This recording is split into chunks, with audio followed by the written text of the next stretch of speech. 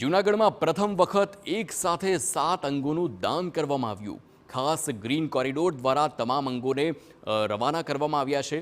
તો રિબર્થ હોસ્પિટલથી કિશોર એરપોર્ટ સુધી green corridor દ્વારા હૃદય અને ફેફસાના અંગો પહોંચાડવામાં આવશે.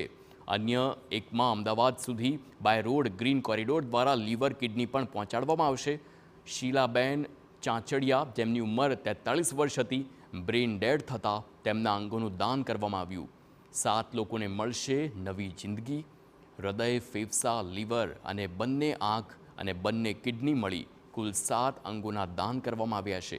યુએન મત્યા હોસ્પિટલ, તો કેડી હોસ્પિટલ, સિમ્સ હોસ્પિટલમાં વિવિધ અંગો પહોંચાડવામાં આવશે.